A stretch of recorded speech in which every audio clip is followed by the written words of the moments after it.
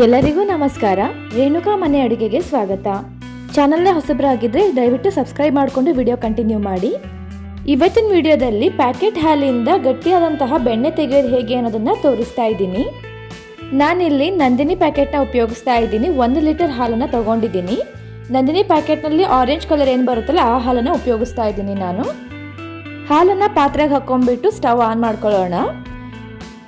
ನಾನು ಮೊದಲಿಗೆ ಇನ್ನೊಂದು ವಿಡಿಯೋದಲ್ಲಿ ಡೈರಿಯಿಂದ ತರುವಂತಹ ಡೈರೆಕ್ಟ್ ಹಾಲಿಂದ ಯಾವ ರೀತಿ ಬೆಣ್ಣೆನ ತೆಗಿಬಹುದು, ಯಾವ ರೀತಿ ತುಪ್ಪ ಕಾಸೋದು ಅನ್ನೋದನ್ನು ಕೂಡ ನಾನು ವಿಡಿಯೋ ಮಾಡಿದ್ದೀನಿ.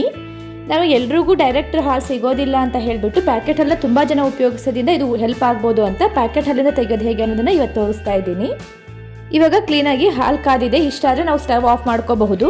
ಪೂರ್ತಿ ಕೆನೆ ಬಂದು ಉಕ್ಕೋವರೆಗೂ ನಾವು ಹಾಲನ್ನು ಕಾಸ್ಕೊಳಕ್ಕೆ ಹೋಗಬಾರ್ದು. ಇನ್ನೇನು ಉಕ್ಕು ಬರ್ತಾ ಇದೆ, ಪೂರ್ತಿ ಕಾದಿದೆ ಅಂದ ತಕ್ಷಣ ನಾನು ಸ್ಟವ್ ಆಫ್ ಮಾಡ್ಕೊಂಡಿದ್ದೀನಿ. ಅದಾದಮೇಲೆ ನಾನು ಇದಕ್ಕೆ ಒಂದು ತಟ್ಟೆನ ಅರ್ಧ ಭಾಗ ಮುಚ್ಚಿ ಹಾಗೆ ಬಿಡ್ತಾ ಇದ್ದೀನಿ. ಇವಾಗ ಪೂರ್ತಿ ಹಾಲು ಆರಿದ ಮೇಲೆ ನಾನು ಒಂದ್ಸರಿ ತೆಗೆದು ತೋರಿಸ್ತಾ ಇದ್ದೀನಿ. ಇಷ್ಟು ಸ್ವಲ್ಪ ಕೆನೆ ಬಂದಿದೆ. ಇದಾದಮೇಲೆ ನಾನು ಇನ್ನೊಂದ್ಸರಿ ಸ್ಟವ್ ಆನ್ ಮಾಡಿ ಸಿಮ್ಮಲ್ಲೇ ಇಡ್ತಾ ಇದ್ದೀನಿ. ಪೂರ್ತಿ ಒಂದ್ಸರಿ ಹಾಲು ಕಾಯಿಸ್ಬಿಟ್ಟು ಅದಾದಮೇಲೆ ಗ್ಯಾಸ್ ಆಫ್ ಮಾಡ್ಕೊಂಡ್ಬಿಟ್ಟು ಅರ್ಧ ಮುಚ್ಚಳ ಮುಚ್ಚಿ ಹಾಲು ಪೂರ್ತಿ ಆರಿದ ಮೇಲೆ ನಾನು ಇನ್ನೊಂದು ಸರಿ ಸಿಮ್ಮಲ್ಲಿಟ್ಟು ಗ್ಯಾಸ್ನ ಹಚ್ಕೊಂಡು ಅದ್ರ ಮೇಲೆ ಹಾಲನ್ನ ಇಡ್ತಾ ಇದ್ದೀನಿ. ಆವಾಗಲೂ ಕೂಡ ಅರ್ಧ ಬಾಯಿ ಮುಚ್ಚಿ ಇಡ್ತಾ ಇದ್ದೀನಿ. ಇವಾಗಲೂ ಪೂರ್ತಿ ಏನು ಪ್ಲೇಟ್ ಮುಚ್ಚೋದು ಬೇಡ. ನಾನು ಈ ರೀತಿ ಸಿಮ್ಮಲ್ಲಿಟ್ಟು ಇನ್ನೊಂದ್ಸರಿ ಬಿಸಿ ಮಾಡ್ಕೋಬೇಕಾದ್ರೆ ನೋಡ್ತಾ ಇದ್ದೀರಾ ಯಾವ ರೀತಿ ಬಂದಿರೋಕ್ಕಿಂತ ಇನ್ನೊಂದು ಸ್ವಲ್ಪ ದಪ್ಪ ಆಗ್ತಾ ಇದೆ ಅಂತ. ನನಗೆ ಹೇಳ್ತಾ ಇರೋ ಪ್ರೊಸೀಜರಿಂದ ನೀವೇನಾದರೂ ಹಾಲು ಕಾಯಿಸ್ಕೋತಾ ಹೋದರೆ ನಿಮಗೆ ಜಾಸ್ತಿ ಕೆನೆ ಬರುತ್ತೆ. ಈ ರೀತಿ ಜಾಸ್ತಿ ಕೆನೆ ಬರೋದ್ರಿಂದ ಅದೇ ಕೆನೆನ ಉಪಯೋಗಿಸ್ಬಿಟ್ಟು ನಾವು ಬೆಣ್ಣೆ ಮಾಡ್ಕೋಬಹುದು. ಇಷ್ಟಾದಮೇಲೆ ನಾನು ಸ್ಟವ್ನ ಆಫ್ ಮಾಡ್ಕೊಳ್ತಾ ಇದ್ದೀನಿ. ಈಗ ಆಲ್ರೆಡಿ ನೀವು ನೋಡ್ತಾ ಇದ್ದೀರಾ ಕೆನೆ ಎಷ್ಟು ದಪ್ಪ ಕಾಣ್ತಾ ಇದೆ ನಿಮಗೆ. ಇವಾಗ ಮತ್ತೆ ನಾನು ಹಾಲನ್ನ ಪೂರ್ತಿ ಆರೋವರೆಗೂ ಬಿಟ್ಟಿದ್ದೀನಿ. ಪೂರ್ತಿ ಹಾಲು ಆರಿದ ಮೇಲೆ ಕೆನೆ ಬಂದಿರೋ ಅಂಥದ್ದನ್ನು ಒಂದು ಪಾತ್ರೆಗೆ ಟ್ರಾನ್ಸ್ಫರ್ ಮಾಡ್ಕೊಳ್ತಾ ಇದ್ದೀನಿ. ನೀವಿಲ್ಲಿ ನೋಡ್ತಾ ಇದ್ದೀರಾ 1 ಲೀಟರ್ ಹಾಲಿಂದ ಎಷ್ಟೊಂದು ಕೆನೆ ಬಂದಿದೆ ಅಂತ. ಇದೆಲ್ಲವನ್ನು ನಾನು ಒಂದು ಪಾತ್ರೆಗೆ ಟ್ರಾನ್ಸ್ಫರ್ ಮಾಡ್ಕೊಂಡ್ಬಿಟ್ಟು ಅದನ್ನು ಡೈಲಿ ಫ್ರೀಝರಲ್ಲಿ ಇಡ್ತಾ ಹೋಗ್ತೀನಿ. ನಾನಿವಾಗ ಮೊದಲನೇ ದಿನ ತೆಗಿತಾ ಇರೋವಂತಹ ಕೆನೆನ ತೋರಿಸ್ತಾ ಇದ್ದೀನಿ. 1 ಲೀಟರ್ ಹಾಲಿಗೆ ಇಷ್ಟು ಕೆನೆ ಬಂದಿದೆ. ನಾನಿವಾಗ ಫ್ರೀಝರಲ್ಲಿ ಎತ್ತಿಡ್ತೀನಿ ಇದನ್ನು. ಇದೇ ರೀತಿಯಾಗಿ ಸುಮಾರು 20 ದಿನದವರೆಗೂ ನಾನು ಕೆನೆನ ಎತ್ತಿಟ್ಟಿದ್ದೀನಿ. ಇದು 20 ದಿನದ ಕೆನೆನ ನಿಮಗೆ ತೋರಿಸ್ತಾ ಇದ್ದೀನಿ. ನಾನು ಡೈಲಿ ಫ್ರೀಝರಲ್ಲಿ ಇಟ್ಟಿರುವಂತಹ ಕೆನೆ ಇದು. ಇವಾಗ ನೋಡ್ತಾ ಇದ್ದೀರಾ ಇಷ್ಟೊಂದು ಕಲೆಕ್ಟ್ ಆಗಿದೆ. ಇದನ್ನು ಒಂದು ದೊಡ್ಡ ಪಾತ್ರೆಗೆ ಟ್ರಾನ್ಸ್ಫರ್ ಮಾಡ್ಕೊಂಡ್ಬಿಟ್ಟು 2 ಟೀ ಸ್ಪೂನ್ ಆಗುವಷ್ಟು ಮೊಸರನ್ನ ಹಾಕ್ಕೊಳ್ತಾ ಇದ್ದೀನಿ. ನಾನು ಫ್ರೀಝರಿಂದ ತೆಗೆದಾಗ ಕೆನೆ ನೋಡ್ತಾ ಇದ್ರೆ ಒಂಥರ ಗಟ್ಟಿಯಾಗಿರುತ್ತೆ. ಅದು ಪೂರ್ತಿ ತಣ್ಣಗಾದ್ಮೇಲೆ ಅದು ಸ್ವಲ್ಪ ಸಾಫ್ಟಾಗಿ ಆಗುತ್ತೆ. ಅದಾದಮೇಲೆ ಈ ರೀತಿ ನಾನು ಟ್ರಾನ್ಸ್ಫರ್ ಮಾಡ್ಕೊಂಡಿದ್ದೀನಿ ಒಂದು ಪಾತ್ರೆಗೆ. ಈ ರೀತಿ ಮೊಸರು ಹಾಕಿದ ಮೇಲೆ ಕ್ಲೀನಾಗಿ ಮಿಕ್ಸ್ ಮಾಡಿಬಿಟ್ಟು ಇದನ್ನು ಸುಮಾರು 8 ತಾಸವರೆಗೂ ಹಾಗೆ ಮುಚ್ಚಿಡಬೇಕಾಗುತ್ತೆ. ನಾನಿವಾಗ ನೈಟ್ ಟೈಮಲ್ಲಿ ಅದಕ್ಕೆ ಮೊಸರು ಹಾಕಿ ಕ್ಲೀನಾಗಿ ಮಿಕ್ಸ್ ಮಾಡಿ ಹಾಗೆ ಬಿಟ್ಟಿದ್ದೀನಿ.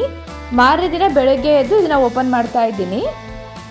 ನೀವು ಕೆನೆಯಿಂದ ಬೆಣ್ಣೆ ತೆಗಿಬೇಕು ಅಂದರೆ ಇದು ತುಂಬ ಇಂಪಾರ್ಟೆಂಟಾಗಿ ಫಾಲೋ ಮಾಡಬೇಕಾಗಿರೋಂಥ ಪ್ರೊಸೀಜರ್. ನೀವು ಕೆನೆಗೆ ಹೆಪ್ಪಾಕ್ಬಿಟ್ಟು 8 ತಾಸು ಇಡಲೇಬೇಕಾಗುತ್ತೆ.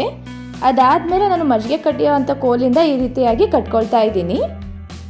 ನಾನಿಲ್ಲಿ ಮೊದಲಿಗೆ ನೀರನ್ನು ಬೆರೆಸ್ಕೊಂಡಿಲ್ಲ, ಬರೀ ಹೆಪ್ಪಾಕಿರೋ ಅಂತಹ ಕೆನೆನ ಡೈರೆಕ್ಟಾಗಿ ಕಟ್ಟಿತಾ ಇದ್ದೀನಿ. ಈ ರೀತಿಯಾಗಿ ಸುಮಾರು ಹೊತ್ತು ಹಾಗೆ ಕಟ್ಟಿತಾ ಹೋಗಬೇಕಾಗುತ್ತೆ. ನಿಮಗೆ ಈ ರೀತಿ ಕಡಿಯೋಕ್ಕೆ ಬರಲ್ಲ ಅಂತ ಹೇಳಿದರೆ ಮಿಕ್ಸಿ ಜಾರಲ್ಲಿ ಹಾಕ್ಕೊಂಡ್ಬಿಟ್ಟು ಕೂಡ ನೀವು ಬೆಣ್ಣೆ ತೆಗಿಬಹುದು. ಸುಮಾರು ಹೊತ್ತು ಕಡಿಯೋದಾದಮೇಲೆ ನಾನು ಇದಕ್ಕೆ ಇವಾಗ ನೀರನ್ನು ಬೆರೆಸ್ಕೊಳ್ತಾ ಇದ್ದೀನಿ. ಈ ರೀತಿಯಾಗಿ ನೀರನ್ನು ಬೆರೆಸ್ಕೊಳ್ಳೋದಾದ್ಮೇಲೂ ಕೂಡ ನಾನು ಇದನ್ನು ಕಡಿತಾ ಹೋಗ್ತೀನಿ. ನೀವು ಬೆಣ್ಣೆ ಬರೆಯೋವರೆಗೂ ಇದನ್ನು ಕಡಿಬೇಕು ಅಂದರೆ ಸ್ವಲ್ಪ ಸುಮಾರು ಹೊತ್ತು ಕಡಿಲೇಬೇಕಾಗುತ್ತೆ. ಈ ರೀತಿಯಾಗಿ ನಾವು ಕಡಿಯುವಾಗಲೇ ಬೆಣ್ಣೆ ಫಾರ್ಮ್ ಆಗಿ ಈ ರೀತಿ ಕಲೆಕ್ಟ್ ಆಗ್ತಾ ಹೋಗುತ್ತೆ.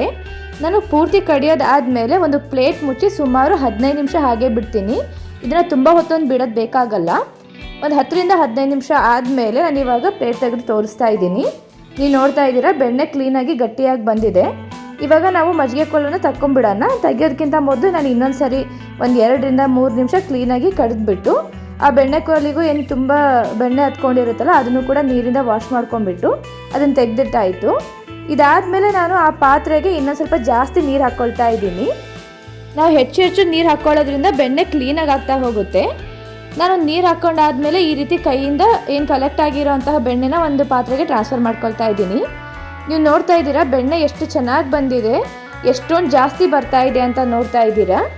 ಈ ಎಲ್ಲ ಬೆಣ್ಣೆನೂ ಕೈಯಿಂದ ಈ ರೀತಿ ಚಿಕ್ಕ ಚಿಕ್ಕ ಉಂಡೆಗಳ ಥರ ಮಾಡ್ಕೊಂಡ್ಬಿಟ್ಟು ಅದರಲ್ಲಿರೋಂಥ ಎಕ್ಸ್ಟ್ರಾ ನೀರನ್ನು ಸ್ವಲ್ಪ ಈ ರೀತಿ ಹಿಂಡ್ಬಿಟ್ಟು ನಾನು ಪಕ್ಕದಲ್ಲೇ ಒಂದು ಪಾತ್ರೆಗೆ ಟ್ರಾನ್ಸ್ಫರ್ ಮಾಡ್ತಾ ಹೋಗ್ತಾ ಇದ್ದೀನಿ. ಏನು ಕಲೆಕ್ಟ್ ಆಗಿರೋಂತಹ ಎಲ್ಲ ಬೆಣ್ಣೆನೂ ಕೂಡ ನೀವು ಇದೇ ರೀತಿಯಾಗಿ ತಕ್ಕೋಬೇಕಾಗುತ್ತೆ.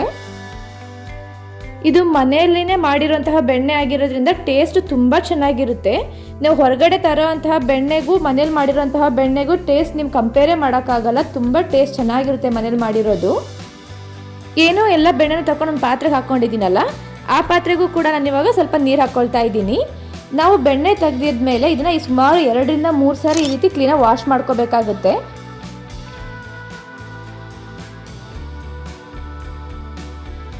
ನಾನಿವಾಗ ಒಂದ್ಸರಿ ವಾಶ್ ಮಾಡ್ಕೊಂಡ್ಬಿಟ್ಟು ಇನ್ನೊಂದು ಪಾತ್ರೆಗೆ ಮತ್ತೆ ನೀರು ಹಾಕಿಬಿಟ್ಟು ಅದರಲ್ಲೂ ಕೂಡ ಟ್ರಾನ್ಸ್ಫರ್ ಮಾಡ್ಕೊಳ್ತಾ ಇದ್ದೀನಿ ಬೆಣ್ಣೆನ.